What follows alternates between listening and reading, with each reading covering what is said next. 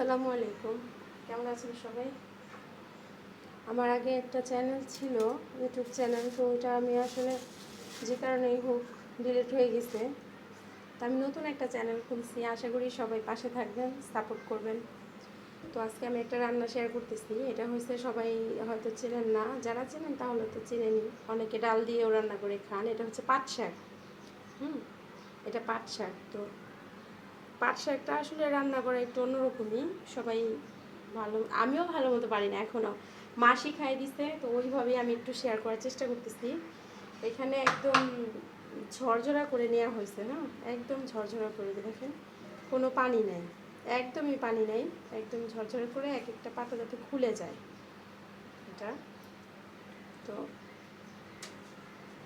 হালকা করে লবণ দিয়ে দিব, একদম অল্প করে লবণ দিব, হ্যাঁ, কারণ এটাতে প্রচুর মানে হয়ে যায়, তো যার কারণে কমে যাওয়ার কারণে লবণটা বেশি হয়ে যায়, যার কারণে এটা লবণটা একটু দেখে দিতে হয়।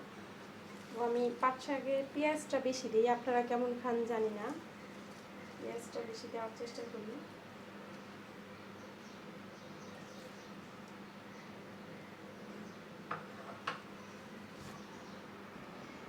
তো এখানে আমি বসিয়ে দিচ্ছি, কারেন্টের চুলা রান্না করবো।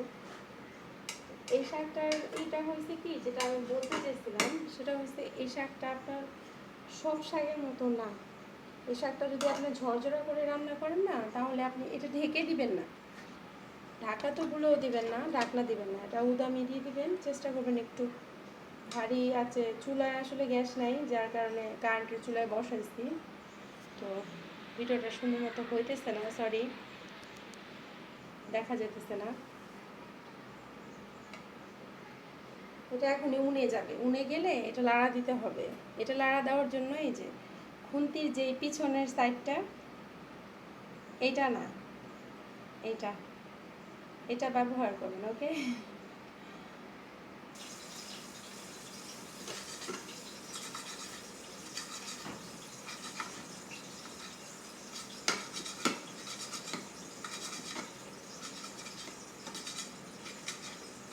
দেখেন এটা কমে একদম কমে গেছে, আরো কমে যাবে, একদম কমে যাবে। এটা একাশি শাক, এখানে বেশি আনি নাই, কারণ এটা শুধু এটা তিতা, তো যার কারণে, আর তিতা শাকটাই ভালো হয়। পাট শাক তিতাটাই খাবেন, ঝরঝরা করে রান্না করে খাবেন, ভালো লাগবে। মিষ্টি পাট শাকটা আপনার একদমই হয়ে যায়, কম হয়ে যায়, যার কারণে ওটা ভালো লাগে না।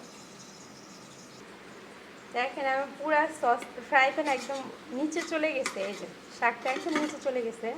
তো আমি এটা কিন্তু নাড়া দিতেই আসছি, নিচে একটু পানি উঠে, তো সেটা আবার শুকিয়ে যায়, কারণ আমি শুকাই দিছি, তো একদম ঝরাই দিছি। এই যে খুরচুনের আগাটা দিয়ে, এই যে এইভাবে আপনি খুরচুনের পিছন সাইডটা দিয়ে, হ্যাঁ, এইভাবে পাতাগুলোকে লাড়া দিবেন, তো একটা আরেকটার সাথে যাতে মিশে না যায়, তাহলে এই শাকটা খেয়ে মজা পাবেন। আর যদি একটা আরেকটার সাথে মিশে যায়, সেই শাকটা খেয়ে মজা পাবেন না। হয়তো বলতে পারেন যে আপু আমরা তো অবশ্যই রান্না করে খাই, হ্যাঁ অবশ্যই খান, কিন্তু অনেকেই সুন্দর করে পাট শাকটা রান্না করে, আবার অনেকেই কী করে, পাট শাকটা একদম মানে কুলুপ্তি করে ফেলে, সে পাট শাকটা না ভালো লাগে না। এই পাট শাকটা আপনি লেবু দিয়ে চিপড়ায় একদম ভাতের সাথে, গরম ভাতের সাথে আপনি খেয়ে দেখবেন, যেভাবে আমি রান্না করতেছি, ভাল লাগবে। এখানে ব্যাড কমেন্ট কেউ করবেন না, আমি এটা শেয়ার করার চেষ্টা করতেছি, আমার আম্মু এটা আমাকে শিখাইছে পাট শাকটা রান্না করা। আপনার ভাইয়া অনেক পছন্দ করে আমার হাতে।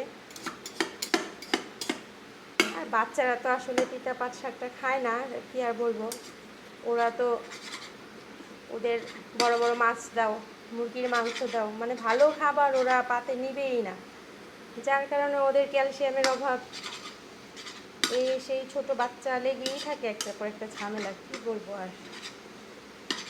এই যে দেখেন আপু, তো হয়ে গেছে এটা, হ্যাঁ, এখন আমি এটা নামিয়ে ফেলবো, দেখেন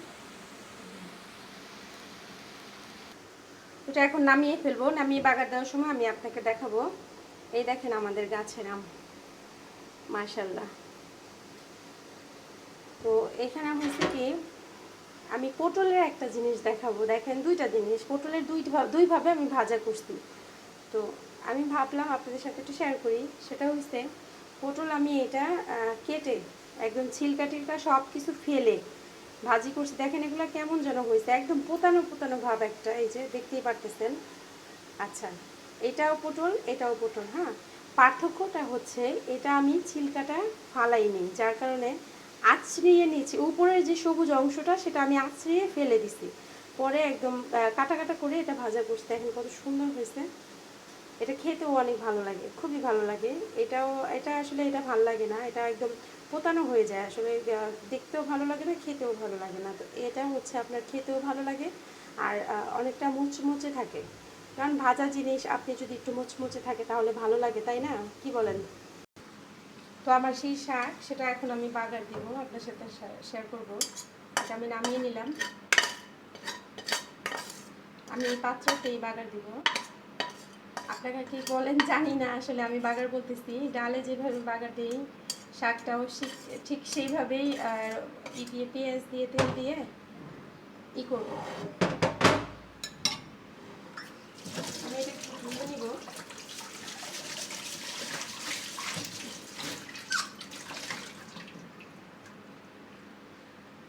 ফ্রাই প্যানটা একটু ধুয়ে নিলাম।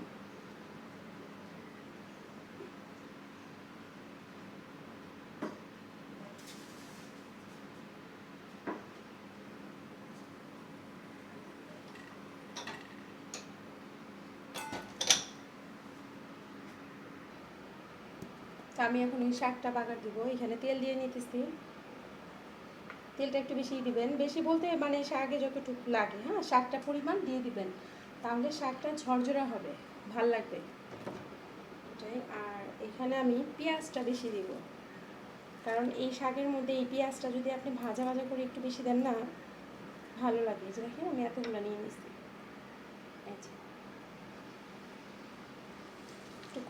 একটু কষলিয়ে দিলে পেঁয়াজটা একদম মানে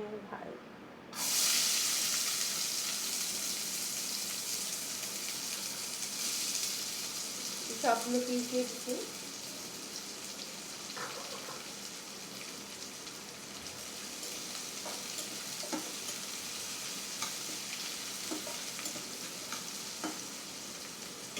এখানে পেঁয়াজের যে কালারটা সেটা হবে আপনার ব্রাউন কালার। আমরা মুরগির জন্য ভাজা করে রোস্টের জন্য যে ভাজা করে আদা রসুন দেওয়া হয় ঠিক সেভাবেই ভাজা করে এটাতে দেওয়া হয়। আপনাদের দেখতে হবে, একটু অসুবিধা হতেছে কারণ আমার ক্যামেরাটা আমি দূরে রাখছি, কারেন্টের চুলা তো যে একদম ভাজা ভাজা হয়ে গেছে পেঁয়াজটা। এখন আমি শাকটা দিয়ে দিব।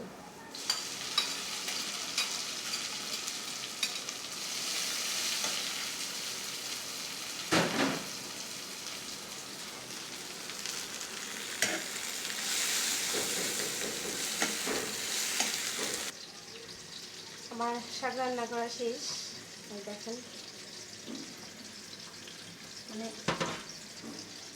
একটু আলোতে দেখেন এতটা পরিমাণ ঝরঝরা হয়, দেখেন একটা শাক আরেকটার সাথে লাগবে না, একদম ছিঁড়ে যাবে। হ্যাঁ, এই হচ্ছে এই শাকের রান্না করার যারা রান্না করে মা খালারা তারা তো জানেই, আমি যারা না জানে তাদের জন্য বলতেছি, একদম ঝরঝরা হয়, একবার রান্না করে খেয়ে দেখবেন। আর এটার সাথে এটা অবশ্যই রাখবেন, লেবু চিপড়ে খাবেন, মানে একদম এক প্লেট ভাত খাবেন। আমার আজকের মেনু হচ্ছে এটা, পাট শাক আর হচ্ছে পটল ভাজা তো দেখাইছি, আর এখানে মাছ ভাজতেছি, এটা দলা মাছ সম্ভবত। আর এখানে ডাল রান্না করছি আম দিয়ে, একদম গাছের আম দিয়ে, টাটকা টাটকা ডাল, গাছের আম টাটকা, মানে এই ডালটা খেতেই ভালো লাগবে। আর এখানে হচ্ছে মাছ ভুনা করছি। এটা হচ্ছে আপনার তেলাপিয়া মাছ, বড়টা। আপনার ভাইয়া কোত্থেকে যেন আনছে, পরিচিত কার কাছ থেকে জানি আনছে। তেলাপিয়া মাছটা খুব ভালো লাগে, একবার আনার পরে পরে নিজে খেয়ে নিজেই আবার নিয়ে আসছে। তো ভালো থাকবেন সবাই, আজকের জন্য এখানেই শেষ আমার ব্লগ। আসসালামু আলাইকুম।